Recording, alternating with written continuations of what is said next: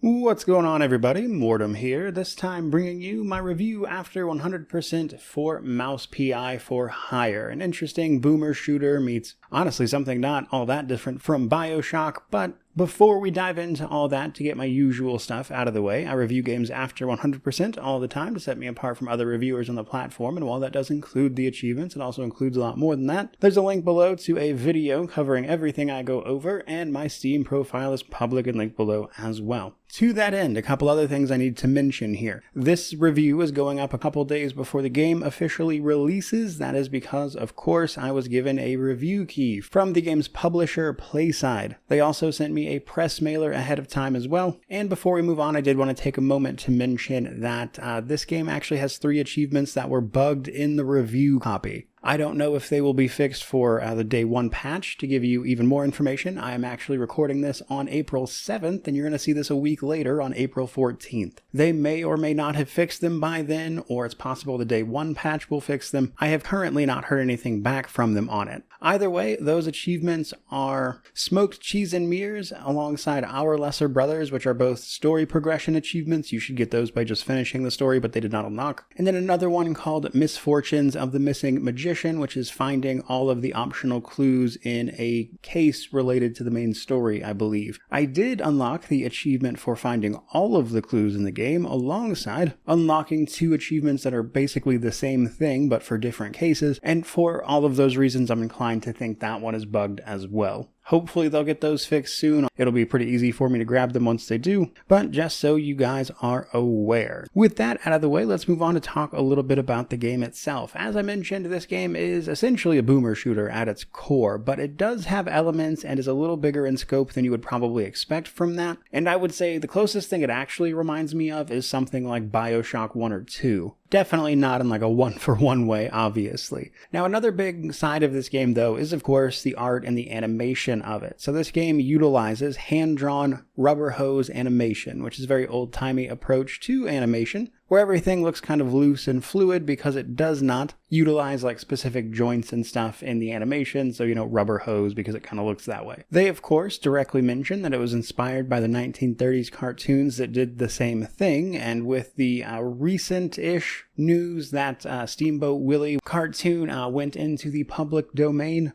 also probably had something to do with it more specifically. But in this particular one, we play a sort of hard-boiled detective who used to be a war veteran, getting to the bottom of some interesting cases in a town called Mouseburg, which is primarily made up of mice, rats, and shrews. It's honestly a lot of fun, not only for the animation style, but also in terms of things like the level design and other stuff they did. And we'll get into all that, of course, but I must say, this game is lacking a couple of things that I think would really put it over the top for me, and I hope they get it added eventually, and that is, for starters, a way to replay missions. You don't have to do missions in like a super specific order outside of a few of them. You do have some choice in like what you approach when. However, once you're done with a mission, there's really not a way to like go back and replay them currently outside of just playing the game again or restarting the level before you finish it and move on. I would really like if maybe after you finish the game or something, it unlocked an option that allowed you to do that, alongside putting a tracker on the individual missions for things you may have missed. I think those are just some changes that would give this game even more playtime. Moving on though, next up, let's talk the technical state of things. Happy to report that this game did not give me any trouble. I didn't have to deal with any crashes or problems, things like that. I will say there was one thing that I was concerned would be a problem but never wound up turning into one, which was occasionally you could get briefly stuck, and I say briefly because you might like jump or move into a position where you can't really get out of, and yet more often than not when that happened, I was able to either work my way out of it, or I would fall into like, something you would typically fall into or fall off of, and that would reset my character. So I never wound up like literally getting stuck, but I do feel like the potential might be there for that to happen to people. And then last but not least, occasionally things like icons and stuff might get stuck on screen for a moment, but they would usually clear out on their own after a while, but it would very obviously take longer than it was supposed to, so that's something to know, I guess. Next up, we've got difficulty. This is a game with an easy, normal, or hard difficulty. or Rookie Detective and Super Sleuth if you prefer. The game does not tell you exactly what changes here. The main things seem to be damage taken, to me at least, which is obviously going to make the game a little less tolerant of your mistakes the farther up you go. So something to be aware of, I suppose. Now, from there, let's talk story setup and my thoughts on it. The story of this game is, as the name would imply, kind of a detective mystery, and there is some interesting stuff there if you want to get like really deep into the clues and everything. However, there's obviously a very sort of jokey nature to it, given that we ultimately play a mouse known as Jack Pepper, getting to the bottom of some mysterious occurrences around the city of Mouseburg. As mentioned, Jack is a war veteran. He's also an ex-police officer who has these days turned to the private investigation business. It is exactly in that role, of course, that we get pulled into the main story, and by working a couple of other cases as we go. Now, one of the first cases has you looking for a missing magician, a magician who just so happens to be an old war buddy of yours, giving you a little bit of personal involvement as well, and then that leads into another case with a whole bunch of shrews who have disappeared, and obviously what would a private detective game be without a little noir femme fatale energy around a dead woman, and there's even a cult to boot. So quite a bit going on there, but none of it is particularly difficult to follow or anything like that thanks to the game's clue system. As you move through missions, simply by completing them, but also by picking up some optional ones that you can seemingly miss, you can find clues and then pin them to your wall back at your main hub area, which will then allow you to resolve leads, and then those leads turn into more places for you to run through or levels to accomplish, that kind of thing. It is possible to work through multiples of these at once, which means there are times you will have options of which level to do when, and over the course of that you're going to get to the bottom of what is going on here and why. Overall, it's a pretty good story. I would say better than you would probably expect. They got Troy Baker doing some of the voice acting.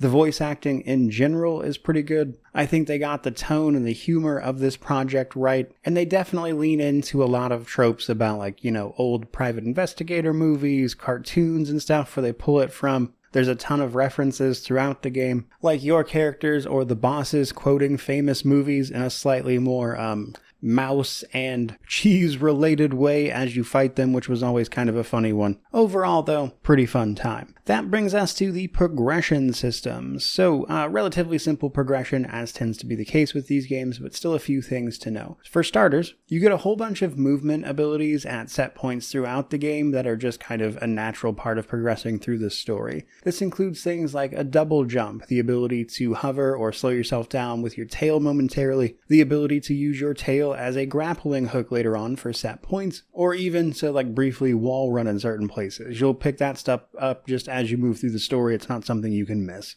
Then of course there are the guns themselves, both finding and utilizing more guns as you go. You also can't really miss the major ones. They're again sort of set along the path through the story that you can't really miss them. However, you can also upgrade them. There is a resource in the levels called schematics that you can bring back to your main hub, and you can use those to upgrade your weapons up to 3 times in total, which will do things like increase the clip size, fire rate, etc., etc. Unsurprisingly, that is the bulk of the progression, which then brings us to the gameplay and world, which we are also going to rope in the combat section to, as the combat kind of is the gameplay in a game like this. And so let's get to it. Mouse PI for Hire sees you exploring the city of Mouseburg via its various more traditional boomer shooter type levels. The catch being that you do have a sort of main hub that you operate out of, like the little city block that your office is kind of situated in. From your office, you'll be doing things, as I mentioned, like pinning clues and stuff to resolve leads, and that's how you will access other missions. But you access those missions by driving along the little world map to the associated place. There are also little rest stops called roadhouses where you'll have access to all your services. In the main hub area, you can do things like visit the ammo shop, which not only sells ammo, but also gives you an opportunity to buy any collectibles you may have missed in the levels you have been to, but no longer can go back to. This is also where you'll find the Mouse Tammy, who is going to help you upgrade your weapons, and it is unsurprisingly also where the other main NPCs hang out, giving you the opportunity to pick up side quests as you go. Side quests and schematics are like the main missable things along the levels themselves. This is because schematics are not technically speaking a collectible, and while there will be more than you need, if you miss them you won't be able to upgrade all of your weapons. Side quests will typically reward you with things like money or other currencies, like the Spike D tokens for one of the other things we're about to get into, extra schematics, stuff like that, and so these are useful to finish as you go to do the other missions. Side quests are not particularly complicated. They usually just ask you to go into one of the main missions and accomplish something, be that find something specific there or find an item and bring it back, that kind of thing. They mostly just give the other characters a chance to shine and a little more dialogue, I would say. As I mentioned, though, there are also collectibles and the like. These are really interesting, mostly because they're not particularly difficult to acquire because of that vendor system that I mentioned. If you miss one of the main 3 collectibles, that is to say comic books, baseball cards, or newspapers, you can just pick them up from the vendor the next time you go see them. The catch is that does cost money, which you'll be earning as you go, and if you miss too many of them, you might not have the money to use the money you acquire basically for either extra ammo or buying up all the honestly pretty expensive baseball cards that you're going to need for the baseball card minigame. Believe it or not, this game has a relatively unique little card game that you play by collecting the game's baseball cards. You essentially play a little game of baseball with the cards, and believe it or not, there is a very good reward for doing so. It's right where you primarily play the game, but basically if you can collect 35 of the tokens from that game, you can unlock something special, which I would tell you, but they did specifically ask me not to mention it as a spoiler, but just so you know, there is a thing you can do there. Honestly, I found the card game easy enough. It's relatively quick. You can actually get some of the tokens by completing side quests as well, so you got some options there. And from there, let's move into the level design as well as the combat and kind of how all that works. So each individual level you find yourself on is essentially an old boomer shooter level, typically with a few more, modern things going on, movement, goals, etc. Scattered throughout, you will find typewriters. These are where you will make manual saves. The game will auto-save and everything for you, of course, but you can use these typewriters as a means to save at the beginning of a mission and then replay it if you want. That way, if you want to go back through and see it again after you've seen everything just to kind of try to collect more secrets or something, you can do that. As with basically every boomer shooter, there is, of course, secrets to be found, little hidden areas to get into. This is typically where the collectibles are, unsurprisingly. There are also more secret ones, which will lead you to a 4th collectible, which doesn't have an achievement associated with it or anything, but are basically little figurines of yourself. Some of these are extremely well hidden and kind of give you a reason to explore and look around and I would say appreciate what they did with the levels. The levels themselves are quite varied. It's got the stuff you would expect for sure. There's an old-timey theater, old-timey movie sets. I will say the movie set levels, there's about 3 of them. Those were my personal favorites. I think there's a surprise in there that people will enjoy as well. But naturally, you can't do anything about that if you don't fight your way through the hordes of mice, rats, shrews, robots, other types of beings, let's say, that will be assailing you all along the path. Of course, we're simply going to pull out our guns and shoot our way through those obstacles more often than not, and this typically is a pretty simple and fun and straightforward experience. Obviously, it will vary a little bit by difficulty. However, Mouse PI for Hire utilizes an incredibly revolutionary system of using the ammo types in a given area to give you a clue about what type of weapon you should probably be using for that encounter. To be clear, that was obviously a joke, but sometimes people do take the things I say way too seriously, but usually the ammo types laying around are a good indication of what they balance the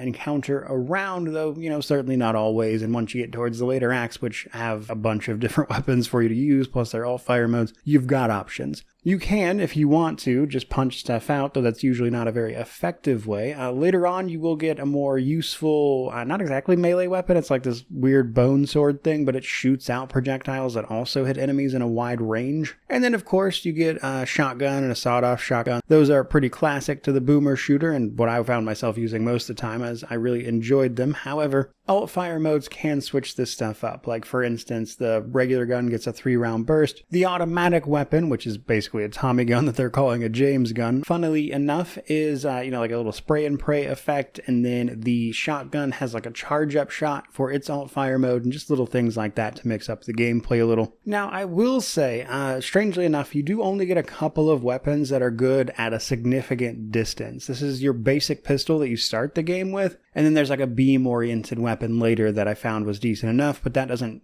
kill enemies straight away. It freezes them instead, and so ironically, the very gun you start the game with is usually the best one for picking off enemies that are a little farther than, semi-close, as it's really, I would say, the best gun for the accuracy that is going to require. You also have a kick action available. This is useful for stunning enemies briefly, but also kicking smaller shrews with bombs away from you, that kind of stuff. And you can actually use the environment to your advantage as well. There are often things like anvils and pianos, of course, hanging up in the air that you can shoot down and drop them on enemies for a quick kill. And honestly, just the size of the enemies is weirdly enough kind of something that has to be taken into account as well, because most of your weapons don't have a big enough spread to hit a normal sized mouse or rat, as opposed to a shrew, which come in typically greater numbers and swarm you, so that's something you have to keep into account even though it's a small thing. Also, strangely enough, you can kind of sort of use cover in this game. So you do have the option to like crouch and stuff, and it is possible to like duck down behind things where things can't shoot you, though occasionally some enemies seem to be able to shoot through walls.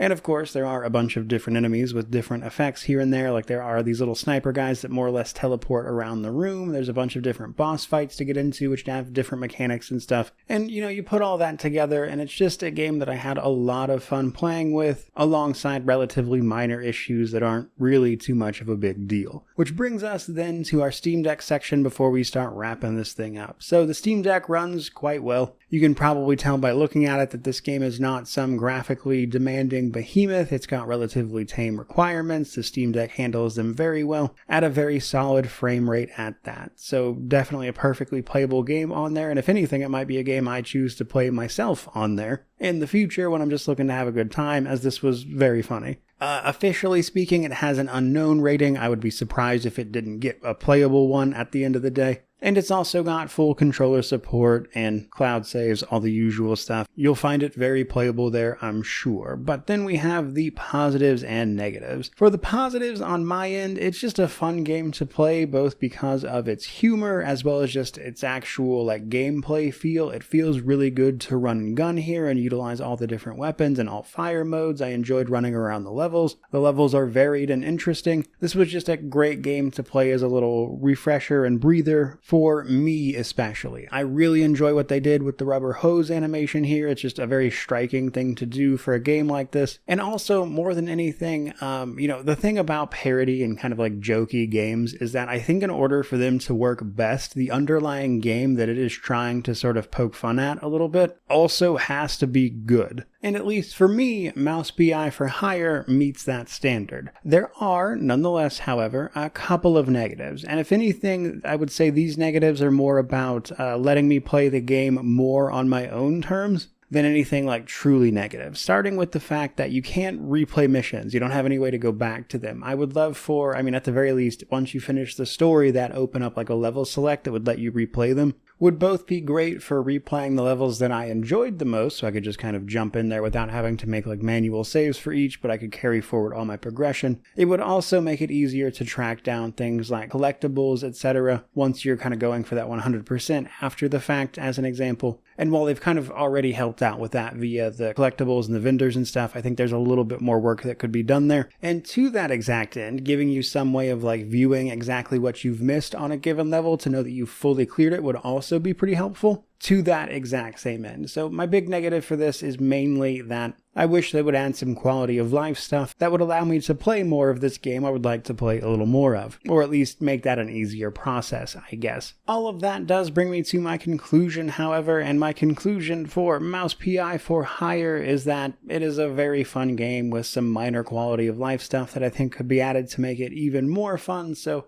all of that, combined with the fact that the base game price is $30 US, makes it a pretty easy game to recommend. In total, I spent about 25-ish hours Playing through this title, there's actually a little more I would like to play, but I'm hoping they add some, again, quality of life features. There's an upcoming DLC that they have planned as well, so I'll probably cover that because I enjoyed this one so much. And for the experience that I got out of this, my personal maximum would have been about $40. And so seeing this come in at a little less than that, at $30 for the base game, is, I think, exactly what I was looking for here. So again, very easy game to recommend. I'd definitely give it a buy if you're into this kind of thing. This was exactly the palate cleanser that I was hoping it would be, and if you pick it up, I hope you enjoy it as much as I did. But as for this review, that is pretty much going to do it. Certainly hope you enjoyed it. If you did, by all means, like, comment, subscribe, all the YouTube jazz. But regardless of any of that, truly, just thank you so much for watching. I really do appreciate it. May you wander in wisdom and have an amazing day.